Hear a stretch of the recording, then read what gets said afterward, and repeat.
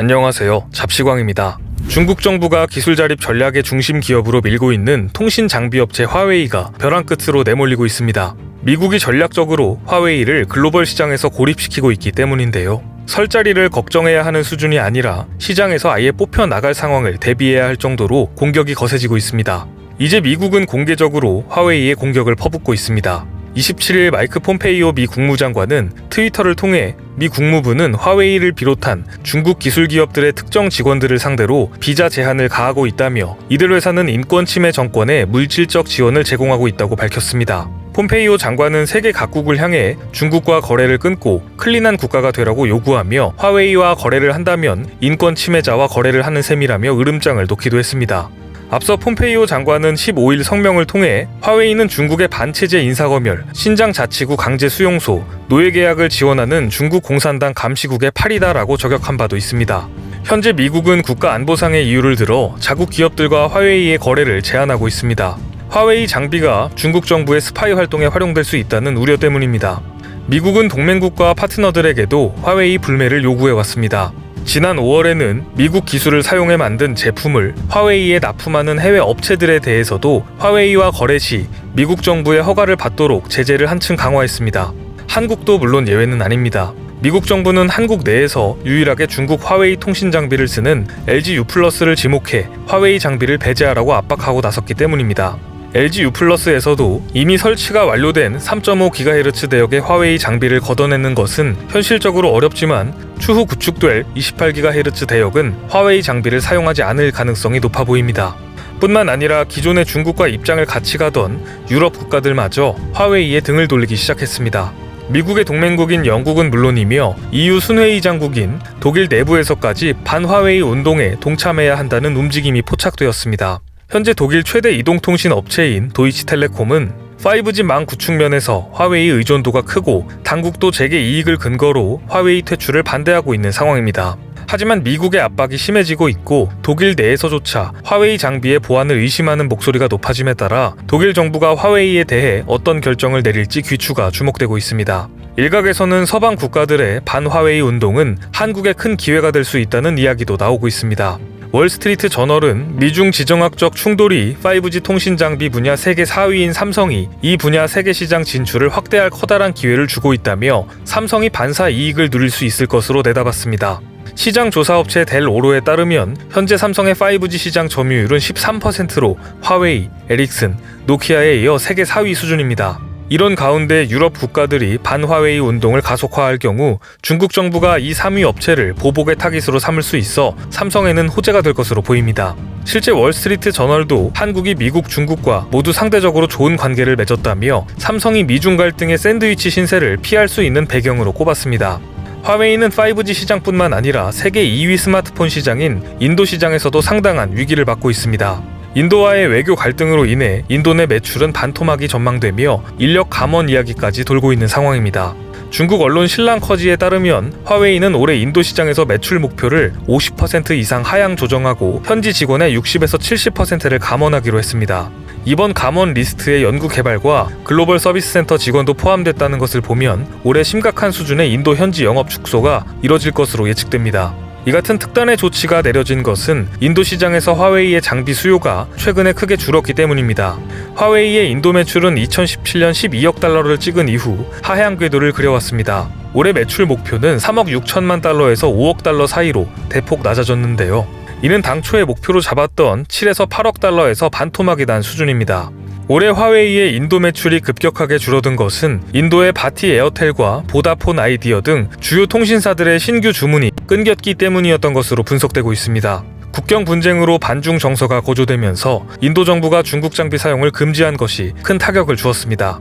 실제로 신랑커지에 따르면 인도 타밀나두주에서는 바티 에어텔 업체가 기존에 협력하던 화웨이 대신 스웨덴 통신 장비 제조사인 에릭슨과 협력할 것으로 전해졌습니다. 미국의 고립 정책의 거대 시장 인도에서의 악재까지 겹치자 화웨이는 설상가상으로 스마트폰 시장마저 중국 내수 시장으로 눈을 돌릴 수밖에 없게 됐습니다. 세계 스마트폰 시장에서의 지위까지 위태로워지고 있는 형국입니다. 상황이 이렇게 되자 현재 화웨이는 중국 내에서 애국 마케팅에 올인하고 있는 실정입니다. 최근 상하이에 연면적 5,000제곱미터의 초대형 플래그십 매장을 여는 등 안방 공략의 속도를 높였습니다. 이같이 자국 내 시장 공략을 공격적으로 하는 것은 중국 내수 시장만 석권해도 글로벌 1위 달성에는 문제가 없기 때문입니다.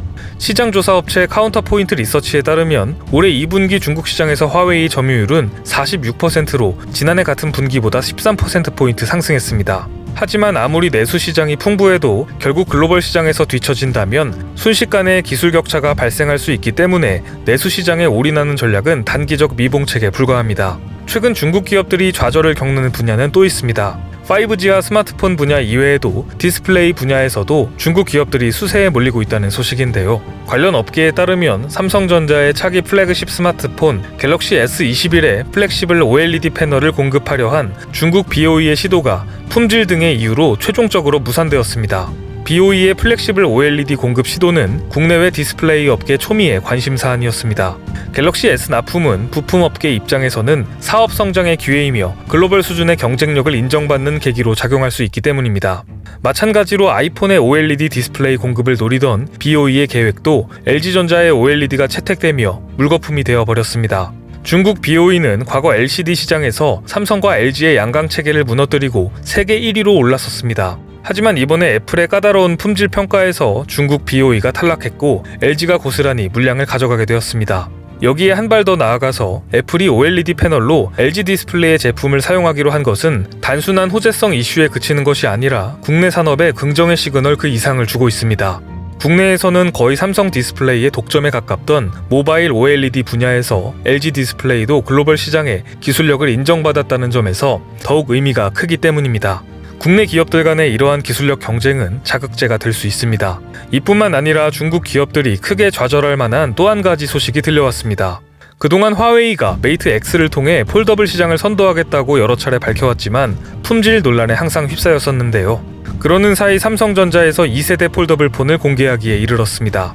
삼성전자는 8월 초 온라인으로 갤럭시 언팩 2020 행사를 개최하고 이 자리에서 갤럭시 노트 20, 갤럭시 노트 2, 갤럭시 Z 플립 5G, 갤럭시 워치 3, 갤럭시 버즈 라이브 등 혁신적인 기술을 탑재할 제품들을 공개할 예정입니다. 삼성전자가 이른 시기에 갤럭시 폴드 2 양산에 돌입했다는 점을 미뤄볼 때 이제 폴더블 폰 초기 시장에서는 삼성전자가 분명하게 자리를 잡은 것으로 보입니다. 이번에 공개되는 갤럭시 폴드 2의 유출 사진을 잠시 살펴보면 내부 디스플레이가 7.7인치이며 기존과 달리 베젤 크기도 줄었습니다. 전면 디스플레이를 크게 활용할 수 있는 등 전작보다 기술이 크게 향상된 것으로 추정됩니다. 5G, 디스플레이, 스마트폰 등 기술이 집약된 미래 먹거리 산업에서 한국 기업들은 세계 최고의 기술력과 입지를 이미 인정받고 있습니다. 하지만 중국 정부는 자국 기업들의 엄청난 지원금과 내수 시장을 바탕으로 한국 기업들을 끊임없이 추격하고 있는 모습인데요. 한국을 뒤쫓고 있는 중국 기업들이 아직 부족하다는 것이 분명한 사실이지만 오랜 시간이 흘렀을 때 산업 재편이 어떻게 될지는 아무도 예단할 수 없다는 것이 현실입니다. 과거 미국이 일본을 견제하던 시기에 한국은 큰 기회를 잡은 적이 있었습니다. 그 당시 일본이 꽉 잡고 있었던 반도체 시장을 미국이 견제하였고 한국 기업들은 이를 놓치지 않고 성장해 지금의 반도체 강국으로 거듭날 수 있었던 것입니다. 따라서 미국과 중국의 지금과 같은 갈등 시기는 다시 한번 한국 기업들에게 좋은 기회가 될 수 있을 것으로 보입니다. 미국과 중국 간 갈등이 깊어지는 상황에서 한국 기업들이 다시 한번 중국 기업들의 추격을 완전히 뿌리칠 수 있는 제도약의 기회를 마련해낼 수 있길 기대해 보겠습니다. 오늘 준비한 소식은 여기까지입니다. 댓글을 통한 여러분들의 많은 의견 기다리겠습니다. 많은 분들의 생각이 모였을 때 진정 가치 있는 지식이 완성될 것입니다. 시청해주셔서 감사합니다.